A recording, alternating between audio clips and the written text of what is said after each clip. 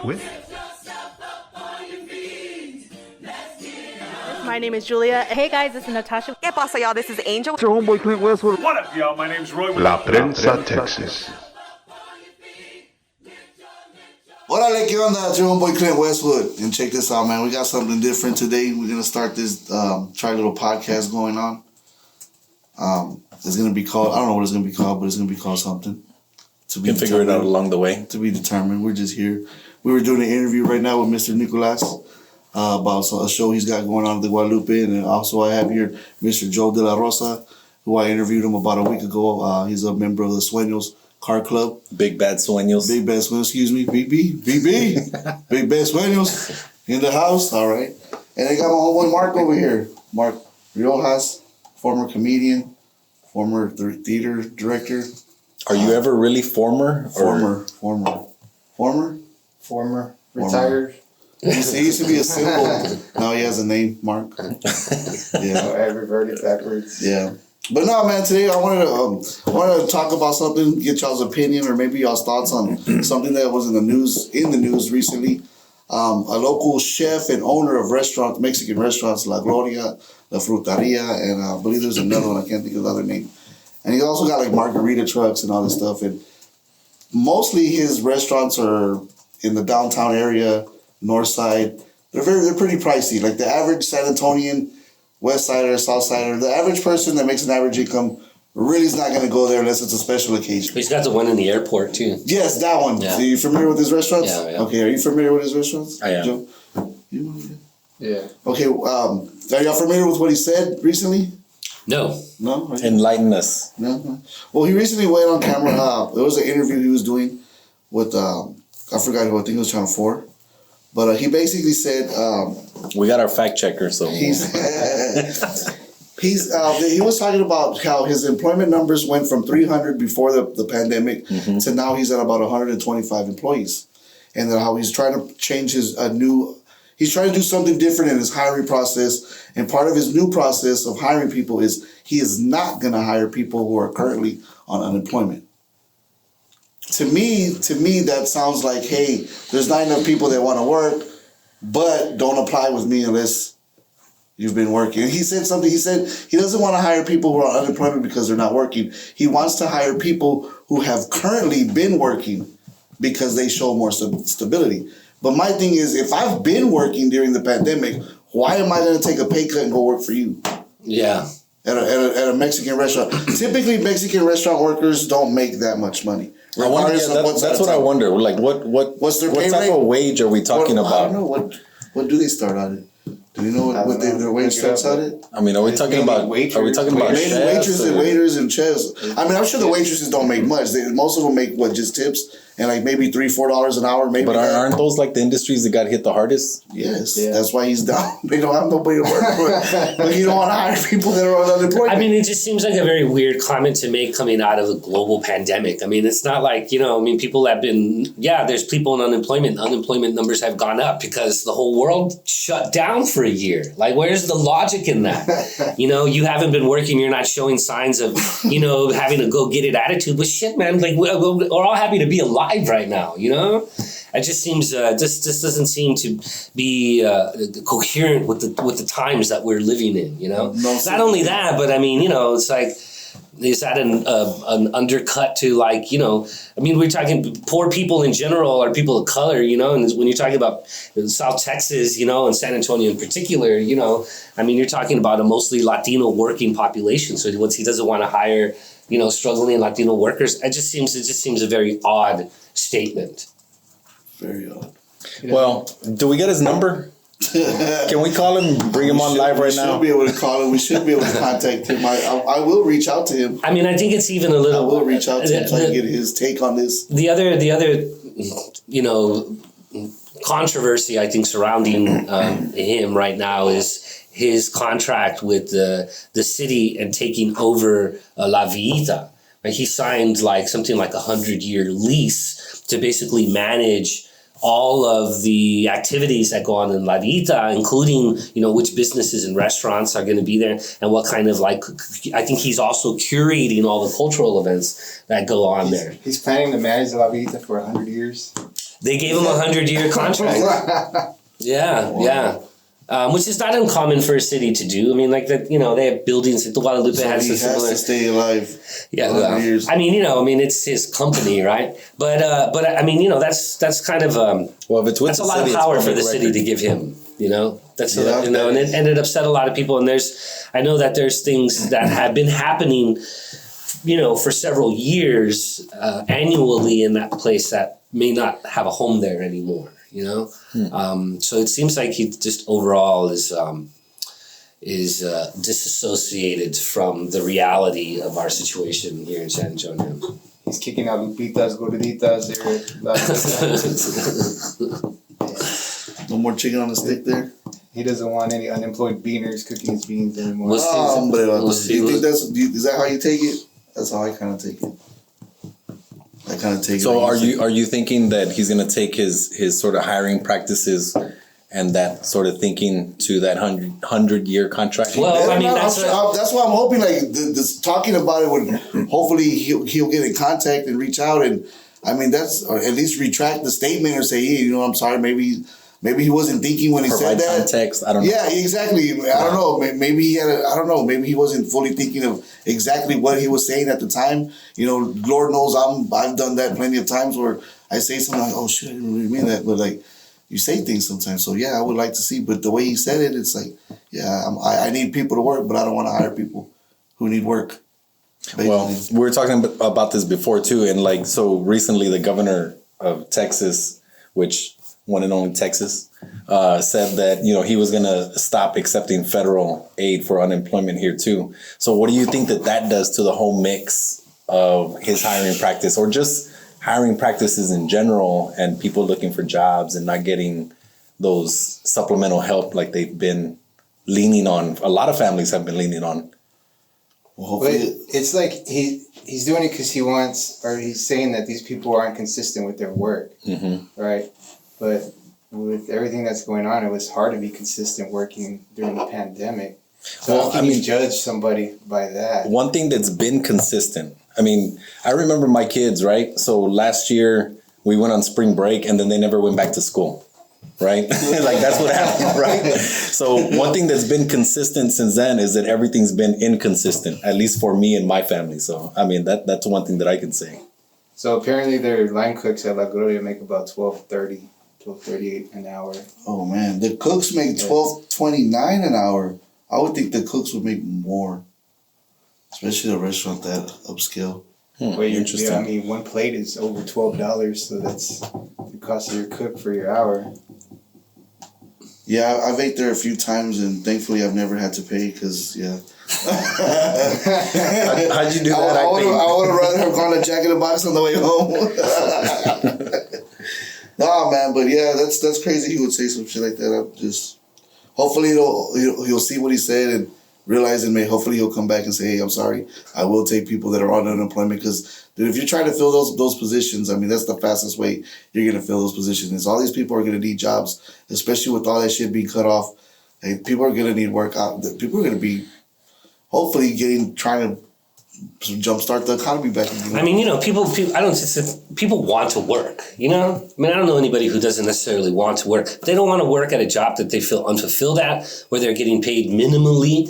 Everybody wants to be active in something. They want to, it's not we're like completely lazy, man. The people don't want to, they're getting some money on unemployment. Great, and it has helped out some people. And some people are getting more money than they were at their regular job. Well, that's not their fault. It's the job that they were working. That's good. It's our economy, right? And the wages that we pay people that need adjustment, I think it's why would you want to go back to some shitty job that pays you, a third of what you're making, not working? Most people need 2-3 jobs, a second part-time job. Just to survive, I think that this experience that we've had in this last year and our whole economic system has upended, I think now is an opportunity to really reevaluate what it means to pay people a living wage and what it means to to, be a working class in this country. And unfortunately, we're struggling with the same issues that we have been struggling for the past 50, 60, 70, 100 years, I mean, I don't think the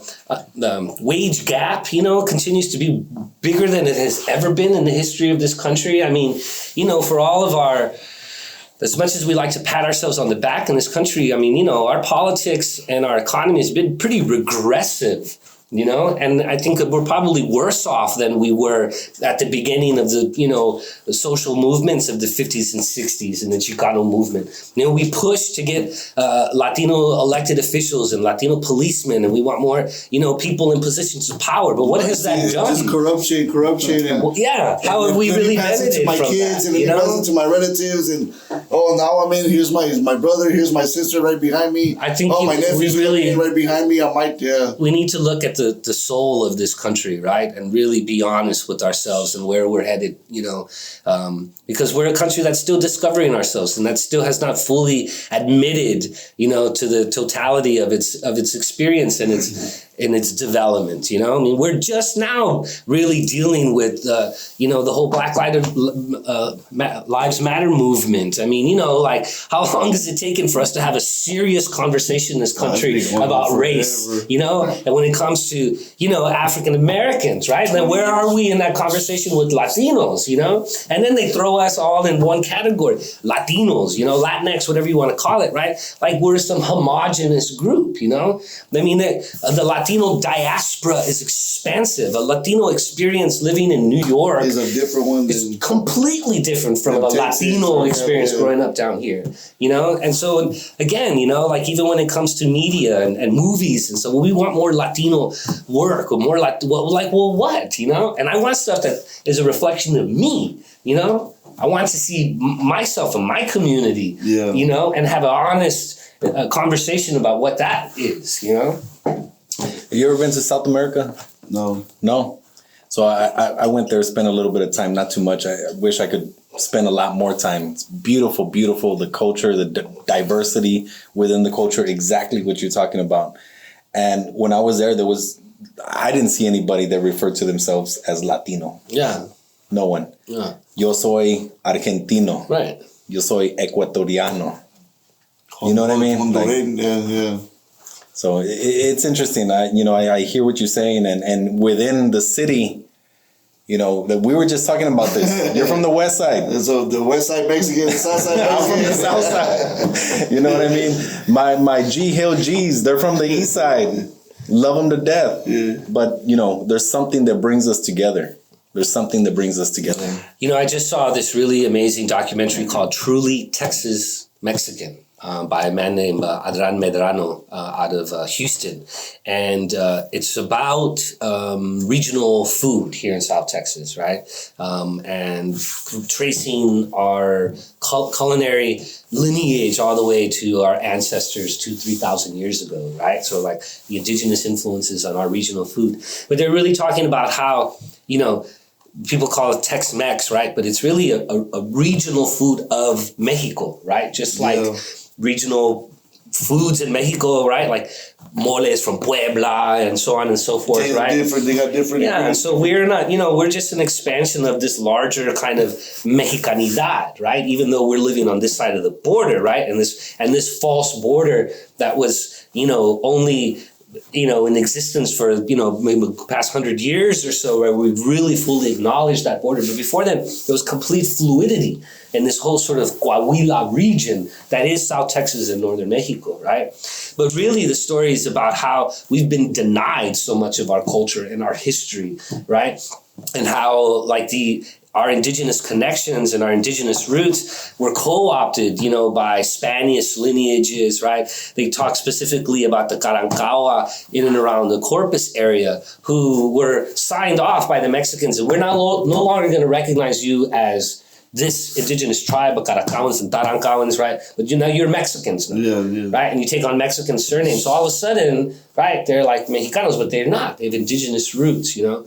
But I think that this is all part of that conversation as well. This went deep, man. This conversation went deep, man. To a lot of different indigenous groups, a couple here in San Antonio as well. Right. We went from talking about this homeboy not employing people, unemployment to hold down your home. You better start employing people.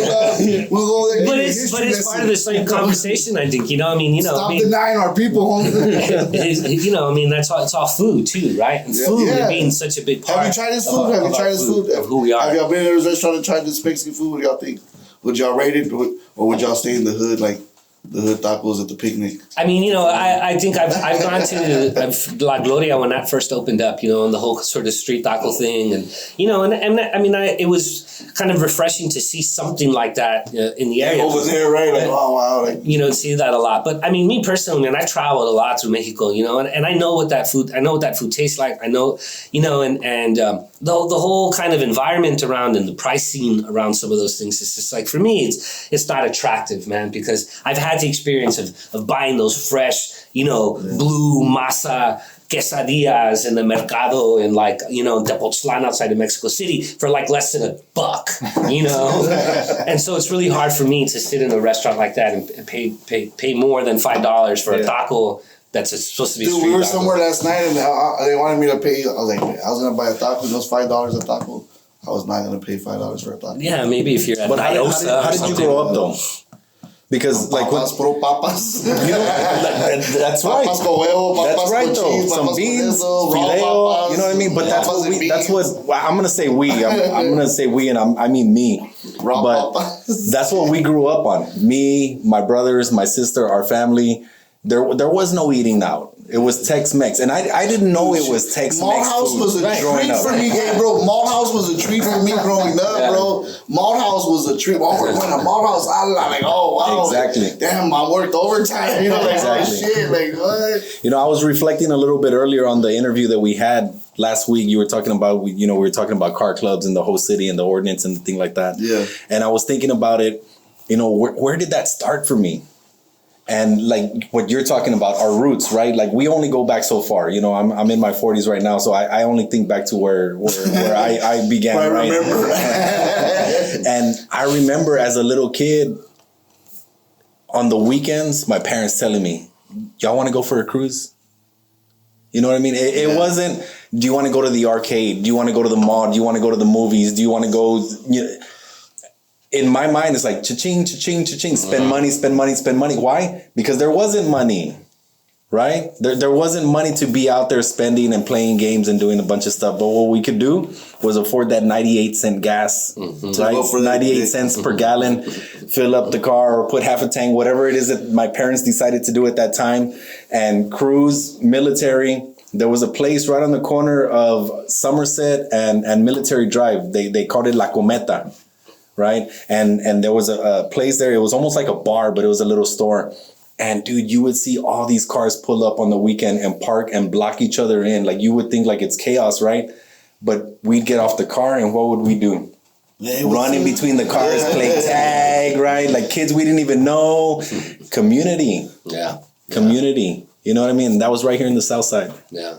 And we've always had to carve out those spaces for ourselves, you know? No one's ever volunteered those spaces for us. We've had to make those spaces happen. It came to be what it was organically. Right, organically, right. And there were places where we felt safe, right? Where we could practice all of our cultural customs, you know, comfortably without, you know, the outside influence of making you feel like the other, right? There you were part of something. Right. We were all doing the same thing. We didn't even know it, and you know, it was like I said, it was community.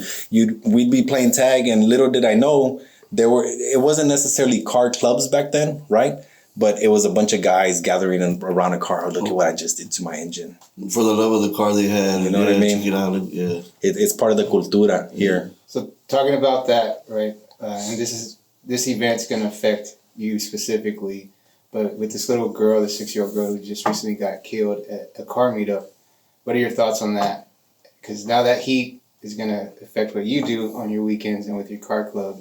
And that has nothing to do with what y'all do because it's a whole different style and how y'all partake in what y'all do, right?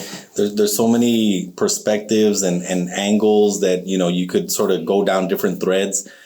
The immediate thing that I thought of was, man, I'm always with my 12-year-old daughter. Like, she's always with me. I got a 56 Chevy Bel Air. Nice. Convertible. I'm going to throw that in there.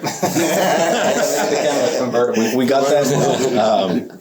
So she's always with me. And, man, that was the first thing I thought of, you know, like, man, that hurt my heart. Yeah. And there's no words that you can express that can describe the tragedy that situation is. It's impactful and you know, it makes you reflect on your family and what you're doing and how you do it and how you go about your daily business, because something like that can happen anywhere. Yeah. It happened to have happened at that moment, that night, at that place. Yeah. You know what I mean? And that's the sad part, because it can happen at any event. You get shootings at country concerts. Bro, I don't even know. Like, it was maybe a year ago, 2 years ago or something like that. There was a guy cruising in his, I don't even know, $50,000, $60,000 car, new car. I don't know what kind of car it was, but he was at the rim, I believe, or maybe it was La Cantera. Got shot up, got killed. Yeah. You know, it can happen anywhere. But like I said, that happened there at that time. And what's hot on city council's mind right now is car clubs. Like, they're putting this blanket over everybody. What's the reasoning behind that? Why are they Trickle down effect? Racing. racing?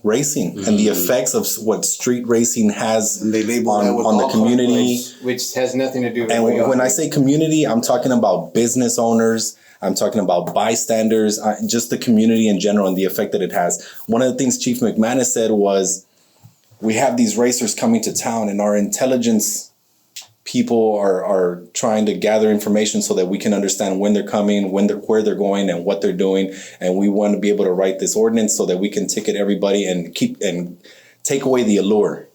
And he showed this video from Houston where there was a street race and there was a bystander taking a video. He wouldn't have the opportunity to show that video. There wouldn't be opportunity that night where that little girl got shot. There was different angles of video being shown of, you know, the incident that night. I saw some of the videos. What if people were scared to take those videos just because of a $500 fine? Yeah. That's silly. That's ridiculous. Like, we shouldn't penalize bystanders, people there, because there's plenty of meets, Mark, where I go, my friends go, my family goes, my wife goes, my kids. You don't know. We're there kicking back. Anybody can pull up. Yeah. Start peeling out, race through the parking lot. And they can get us, stop, you know, cops can come and ticket everyone. And now what do I got to do?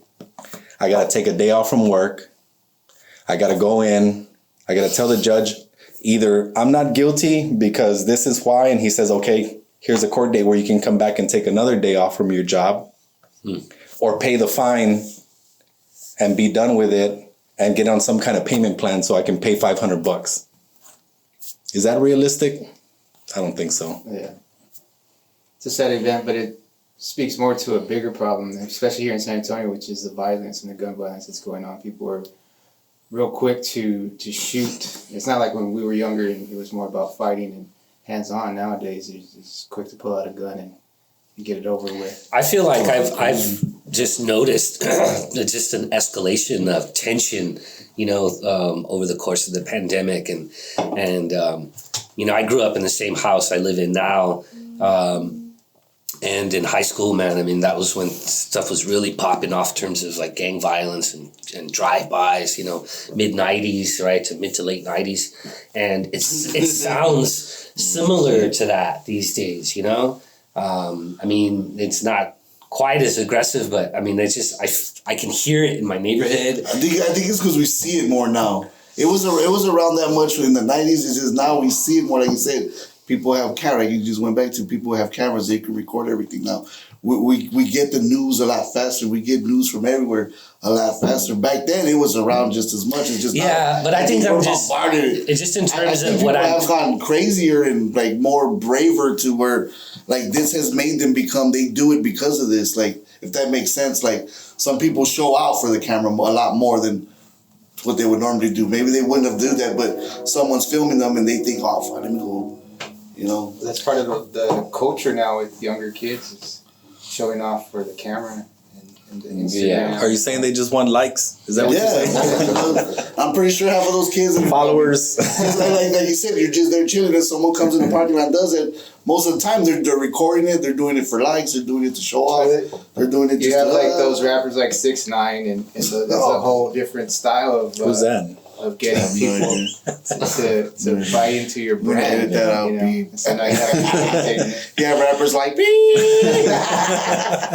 I like to say, I think the problem is that everybody thinks our life is an iPhone commercial. You know, it's like everyone has to be constantly on. You know, I just don't want farm animal ears on me. I mean, like, I don't want like tongue sticking out. Like, I'm good without all that.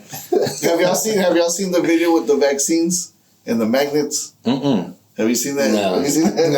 No. Okay, there's this thing. Did this come out on Chingo Blink's This came out. conspiracy I don't theory, know. or where does it come out? I don't know, because I just saw it like this morning and they were talking about it. Roy even sent me a video. So there's this thing on TikTok, and even the news just covered a story on it too. Supposedly, people who have gotten the vaccine, wherever you've gotten the shot at, a magnet is sticking to where you got it. So that's their people are saying that that's the proof that there's a microchip. a microchip. Because there's magnets sticking to certain people, and there's videos. I mean, you can pull up a video. Magnets sticking. Did you get one? Magnets sticking because of Yeah, I'm vaccine. pulling up. Dude, That's, look, watch. You're gonna see it. Watch. People are like, look, and they're like that, and the magnets are going. What do y'all think? Y'all So think? it has nothing to do with the water we're drinking or anything like Oh, dude, fluoride and what magnesium? Yeah, mercury and the Merc. has nothing to do with us living next to Kelly Air Force Base or something like that. right. Exactly. Oh, dude, should we Google Kelly Air Force Base conspiracies? That's a whole nother episode. I'm just wondering. What do y'all think? Have y'all gotten the vaccine? I have, yeah. I've gotten both. Do we have a magnet? Is there a magnet on the refrigerator? I did also. You did too? Yeah. Did y'all get any side effects from it? No, not really. I mean, I think that my second one, I felt a little headache, maybe a little flush for a little while that night, but I was fine. A little flesh, you said? Flush. Flesh, you said. Little flesh. Zombie tendencies. You heard that? Y'all heard that? Metal flesh. I only got the first vaccine, and I missed my appointment for the second one. I'm gonna be honest here. So you What happens if you don't go get it when they tell you? I don't know. I was gonna call and find out, and I think you can just show up. do I got to start all over? I think you just show up. If you miss the actual appointment, but you're on the paper now, right? Yeah. You're registered, then you can just go. And I'm fixing to go out of the country. And now, I mean, you want to Yeah, talk about conspiracy, right? Like now they're making it easier even in Texas. Oh, if you got Did you your find card and you got both shots, you're able to do more with less and this and that. So I don't know. Maybe Clint's onto something here. Did you find it? It's kind of ridiculous that Look, people I'm go gonna that show you, extreme that we're getting chipped with this one injection. First of all, that's kind of practically impossible. And the What do you mean amount- it's impossible? They got the technology. Haven't you seen Honey, I Shrunk the Kids? Bro, you know what I'm saying? They got the technology. There was a video I saw where this ex-military personnel was saying how even in battle they have a hard time tracking each other with the equipment that they have, and they're shooting at each other accidentally. So how are you going to assume that you're getting? You see that? Oh my god, that was weird. What I mean? You see that? What just fell? He was holding it, and when he let go, it fell. I hope that's not the proof. Oh my god, that was weird. What I mean? You know what that proved? Gravity. That's it. That's all I saw. It's all relativity. Let's see. That's sticking to her arm. Her arm is sideways. She's like, Her arm is sideways. dang. I need a better video than Roy. that. We need a magnet. I don't have a magnet anymore. You know what? I do have magnets. Yeah, I do have magnets. I'm gonna Introducing courier services. don't worry about it. So that was the only side effect. I didn't have any the first day. Like when I got the shot. Well, no, that night actually, because I got it pretty early in the day.